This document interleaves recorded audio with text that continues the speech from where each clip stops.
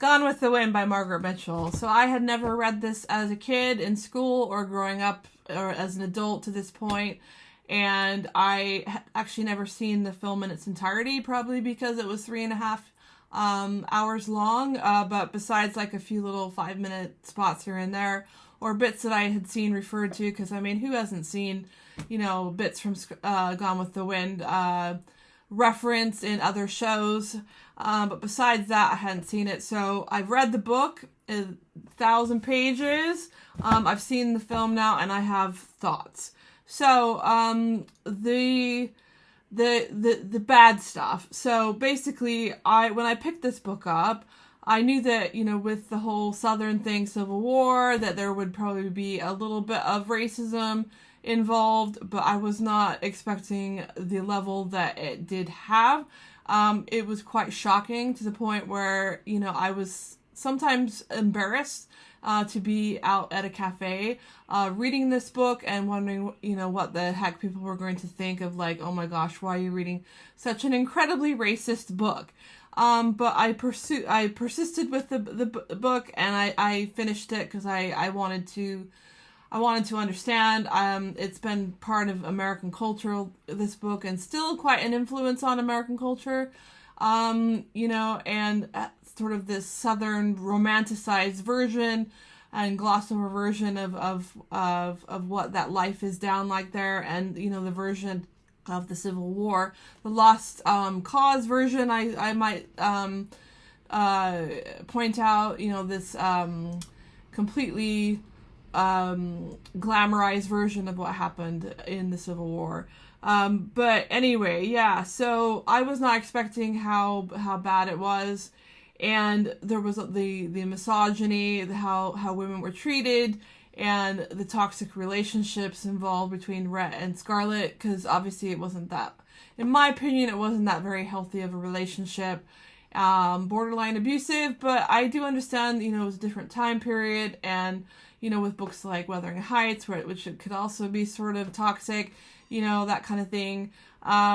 This was once considered, a great love story, but I'm like, really, I mean, she's kind of an annoying character, but she's also been through a lot, and survival, so, that is some positive stuff to her story.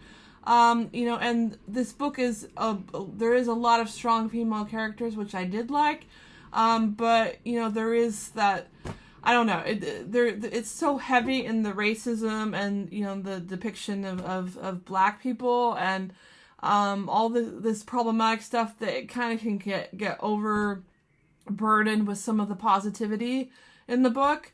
I did think that the book dragged on quite a bit. She could have cut out like at least a couple hundred pages. The writing was incredible. That's one thing that I did like about the book, and I did think that it was positive with it. Yeah, I mean, I do think with books, for me, it's like, there is like content, is it good content, and is the writing good? And sometimes the writing's really good and the content's is like, for me, for this book, for Gone with the Wind, it was like the content was like, oh my gosh, this is absolutely terrible mostly. And, and then with the writing, it was like, oh my gosh, this is beautiful, this book, about how she described it and wrote it and, that kind of thing. So I do think it was well deserving of the Pulitzer Prize, despite it being an incredibly racist book. So the racism side, I read, in this version that I read, there is a very good sort of introduction by Philippa Gregory, and I will put a link to it so that you can read it as well. She talks about how it was actually it was used by as a propaganda tool for Nazi Germany, and she says the book was highly regarded there for its white supremacy theme, but when the Nazis brought it to France as a propaganda tool, French readers took it up as a story of heroic resistance against an invading army, bought it in its thousands, and read it with enthusiasm.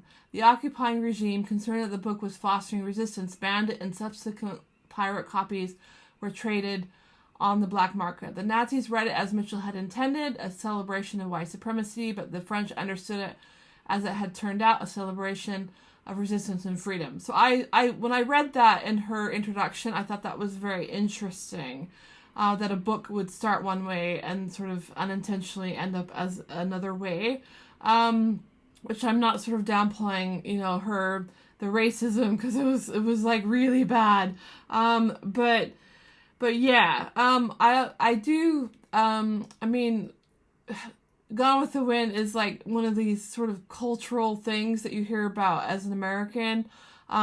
Is a lot of influence with it. I mean, even now you hear about the balls, the Southern balls, the barbecues, the cotillions. It's very much rooted in this book and, put on a pedestal. And I mean, although I'm not Southern, so I can't really speak for that 100%, but you do see it. And also sort of like, especially now with the politics today with like MAGA, and, the whole idea of the South rising again, and the attitudes towards women and blacks and sort of like, immigration, you do sort of see sort of this book even now, the influence it has on politics, and wondering what that whole sort of idea of like making America great again. It's like, are you trying to sort of turn it back to when things were before the Civil War? And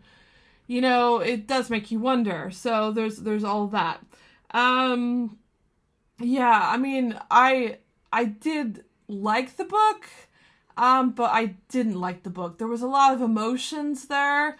It was like disgust, but like taken, my breath was taken away by the writing. There was just a lot of feelings there, and I still, even after there's been a couple days since I finished it, I do have mixed feelings about it, which, maybe that makes a good book. I don't know, but, still,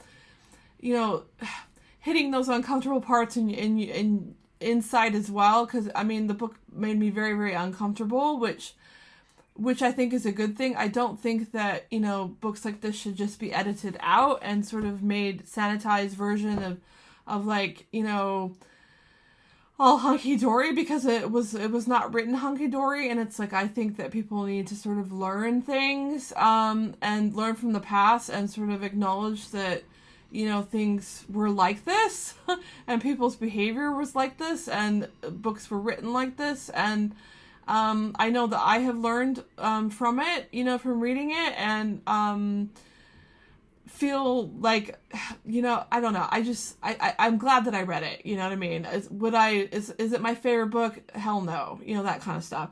But anyway, so that is the book. I do think the book is actually better than the film, which I will get to that. So the film, it completely cuts out so much. It cuts out her two kids, which is like, why would you do that? And I think, the fact that she had, I mean, I'm spoiling a little bit here, but, when Rhett walks out at her at the end, it's like this exhaustion of like, will she, won't she, that kind of stuff. But like, those kids before Rhett were very important to keep in there, because it sort of amplified the exhaustion that Rhett had with her behavior. You know what I mean? And it cut out a lot of the struggle as well, and, the survival and that kind of stuff. It was very, very glossed over by Hollywood. It condensed the relationship with Scarlett and Rhett, like, by a lot. And so I do think that the ending would have, it would have been different if they had sort of kept some of that in. They glossed over the racism, like, a lot. They took out a lot of the, there was some stuff left in, but they took out some of the KKK stuff from the second half of the book. They didn't use you could quote me wrong, I don't think they used the N-word in this film, which I think, I could be wrong with this as well, but I believe the NAACP sort of intervened with the film and sort of like was saying, oh, can you please not use that word, which I'm glad that it did, but, there was the glossing over, that kind of stuff. Yeah, but what they did keep, I mean, the black characters that that had lines, like Butterfly McQueen and Hattie McDaniel, excuse me, Hattie McDaniel, excuse me, and Butterfly McQueen, particularly Butterfly McQueen stuff, and the caricatures that some of the black actors had. So they took out all this stuff, this other racist stuff, and then they crammed as much as they could into their characters that were allowed to speak. And that really upset me, especially like with Butterfly McQueen and like, I ain't birthing no babies, that kind of, stuff. It was very cringeworthy for me, and I hated it. I absolutely hated it. I really loved Hattie, who played Mammy, her bit at the end where she was allowed to, she had a lot more lines, and I do think that was quite moving, her bit at the end of the film, where they're with Rhett and concerned about Rhett, that kind of that moment. And so I was quite I was glad to see that, but anyway, I do think with the film that Cary Grant and Vivien Leigh were perfect casting for it, and I really loved the costumes and the music. I thought that was insanely gorgeous as well. Yeah. Would I watch it again? Probably not. It's not one of my... One, it's very, very long, but Scarlett's kind of an annoying character in some ways. But it was nice to see it, but I wouldn't see it again. Would I read the book again? Probably not either, but I'm glad I read it. But anyway, so yeah, this is my thoughts about the book and film. Anyway, on to the next book. Thank you.